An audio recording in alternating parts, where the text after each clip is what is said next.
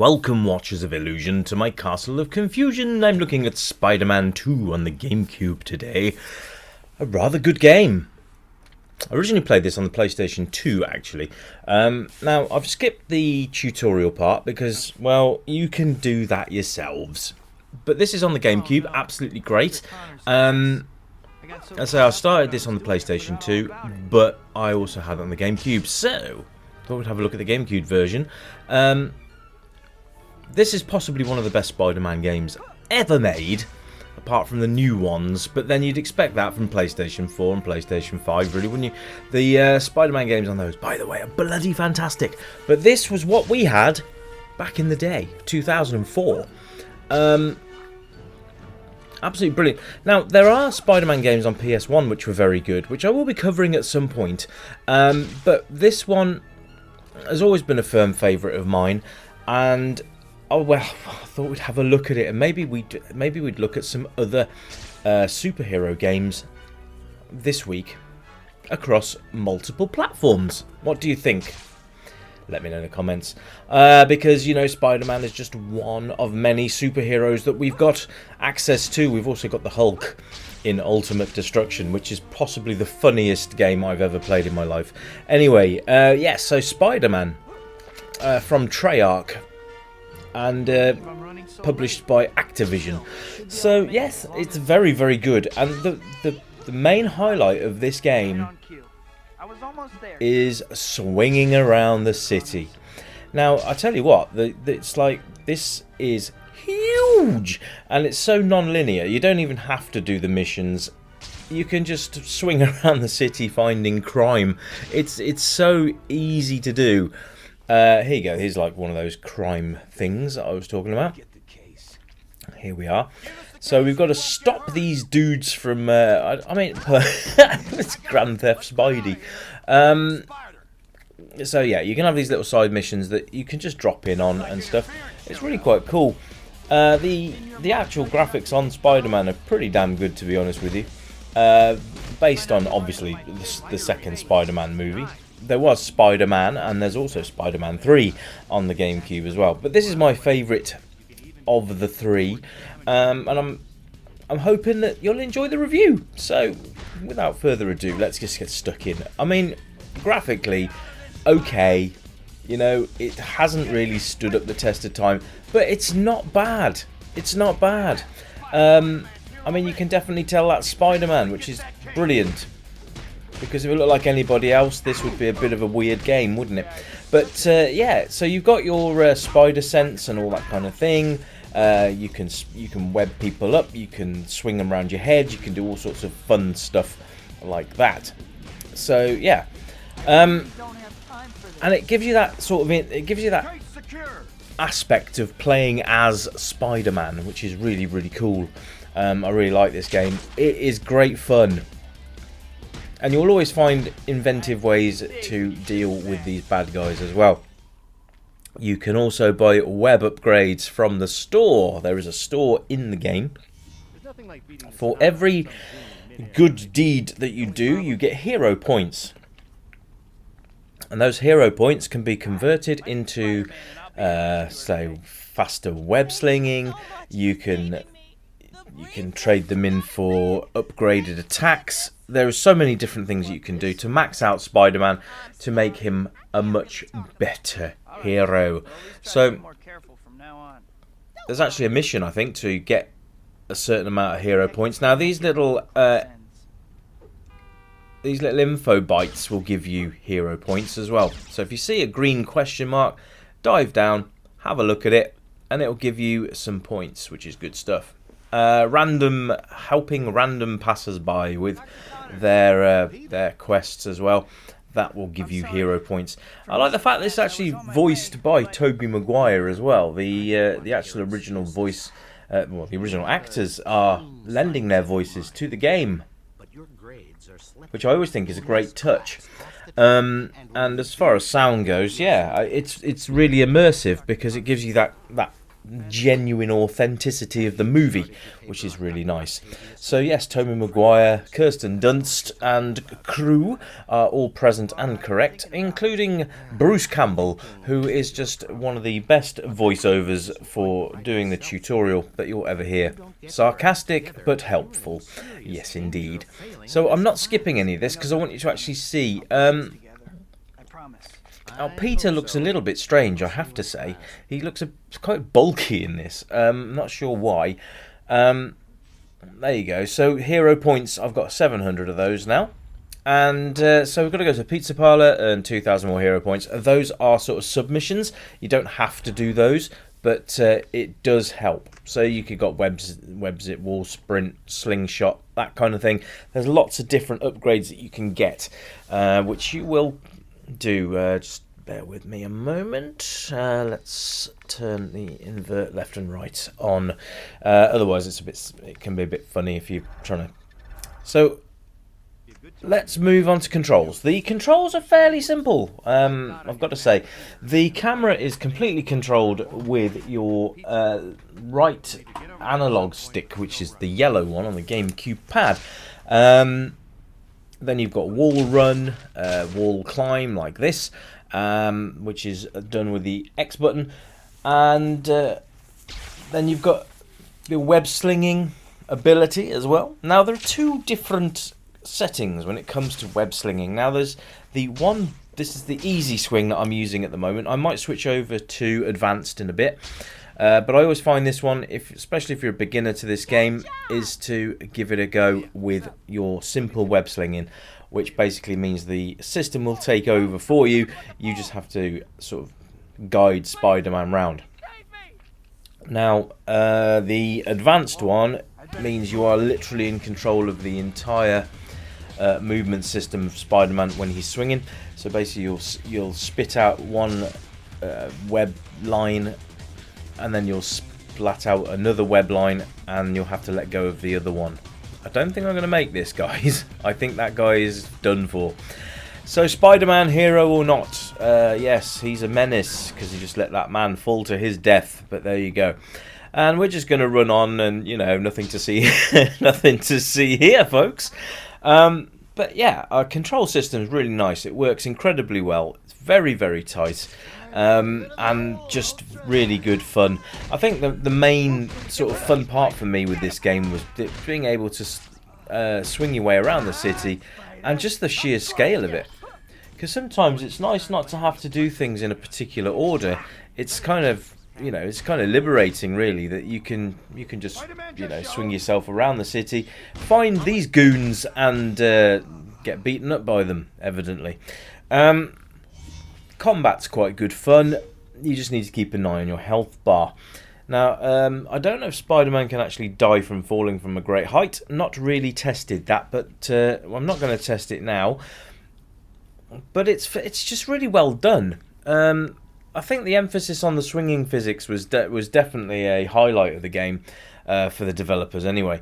But the fact you've got this whole open world to swing around, which is great. And the other thing is, what they've done is with the swinging is that Spider-Man has to actually connect his webs to a physical presence. He can't just sling his webs into thin air, which is what was happening in the other games on the PlayStation 1. So they made a real effort to make sure that it was a lot more sort of scientifically correct as well as, you know, realistic, which is great, because a man's swinging around on synthetic webs while wearing a spider suit, that's really does push the realms of believability, doesn't it? Anyway, yeah, so it's very smooth as well, this game. When you're swinging around the city, it's just the sheer scale of the whole thing is brilliant. But there's very little slowdown, and the game just rips along at a great pace. So you all have fun with this. There are side missions you can do as well, such as races, and, you know, I think there's another one where you can jump onto a car, and then you've got to beat the car up to be able to get the guys to come out of it. Hopefully we'll actually get one of those. We might be lucky, but then again, we might not. So yeah, it's a great game, especially if you're a Spider-Man fan. This is a must-have, or at least a must-play, a bucket list game, as you will. And I think it's one of those that you will enjoy. I mean, it's so damn good fun. And you'll also find, like, you'll find these bits and things around here. So there's an event in progress. I can't do that. You'll find a lot of different sort of markers as well. There's lots of hidden bits and pieces that you can find as well. You can look on the map as well, and you can figure out where you need to go for everything on your map, which is great fun. So you've got challenges, you've got missions, you've got submissions, and it's just a lot of stuff to do. Now, the only criticism I'm going to say about that is that some of this can get a little bit samey, but at the end of the day, you know, which games don't? I mean, you're playing a Spider-Man beating the hell out of criminals and swinging your way around the city. Absolutely great. So yeah, playability is absolutely on the money here. So I mean, look at it. You even get the day and night cycles, which is really cool. So the replay value on this is high. The playability is high, and this is going to keep you coming back again and again and again, just purely for the fact that it's so much fun. So there we are. Age rating, well, I can't remember what the actual age rating of the game was. I think it's a 12, but I would say that it'd be pretty good for anybody, to be fair, to just pick it up, have a go, and have some fun being Spider-Man. So yeah, here's Harry. Look, and Co. Peter just looks like a stalker. Weirdly, but there we are. I mean, the graphics here haven't really, they don't look great here, but when you're actually, you know, swing around the city, as you've already seen, then it does improve. But hey, so yeah, great graphics, great sound. You got all the thuds. You even got a nice sweeping movie sort of soundtrack as well, which is really nice. You've got all the web thwips, as we will call them. Just attention to detail. Everything's been accommodated for in this game, and it just makes it for a hell of a great playable experience. And I would really encourage you guys to try and get yourselves a copy of the game and give it a go, especially if you're a Spider-Man fan. But even if you're not, come and have a go. You know, it doesn't matter. You're just someone dressed up in a red and blue outfit that just so happens to be able to fire webs out of his wrists. So there you go. You can, and the other thing is, it's freedom of choice. Like I say, there is a story, and it's based on the movie, but you don't have to do it in any particular time. So it's giving you that freedom of choice, which is kind of nice, because there's not a lot of games that give you that. I suppose Grand Theft Auto would be the closest approximation to this that I could probably give you, where it's free roaming around the city, do what you like, but there is a storyline if you choose to do it when you want to do it. But to progress in the game, you're going to have to do it at some point. But it's probably a good idea to get those Spidey upgrades, just so you can improve his abilities. So one of the first ones you're going to get is web speed upgrade, which will make you swing a lot faster, which is great. But yeah, age grading, I would just let anybody have a go at this game. It is fun, and as long as you've got the swinging on easy mode, then it's not going to affect the little ones too much. They've just got to learn how to hold the button down, and yeah, it's literally pick up and play, have some fun with it, and you'll learn as you go along. So there you go. So there's a challenge there, and it'll give you the challenge rating as well, whether it's hard, easy, whatever. I hate running through parks because there's nowhere really to web sling from apart from the trees, and you can't really get any height on those. So you'll see there they give you hero points just by reading them, and they're actually quite useful hints as well. So it's worth picking them up and getting those points and just reading them. I think Bruce Campbell actually reads all of these out, so that's quite cool as well. But yeah, give it a try. Give that Spider-Man a go. And I think you can probably pick this one up quite cheap as well. So have a look on the old Bay of E, and that's eBay for in case you didn't catch that.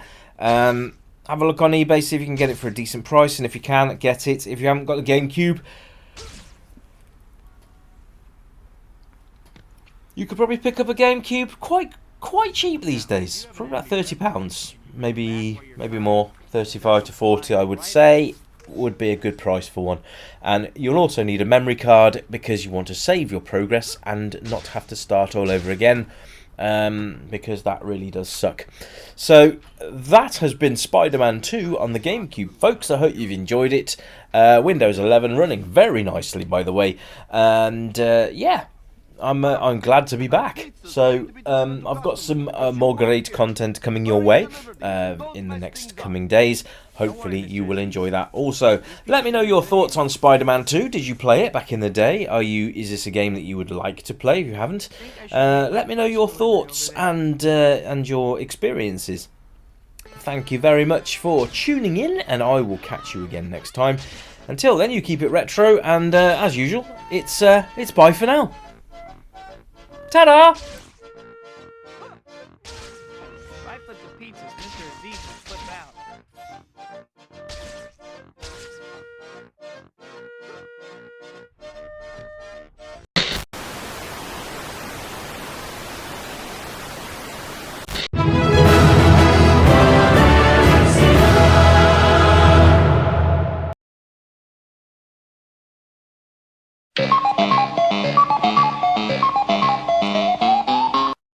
Incoming transmission. Merry Christmas.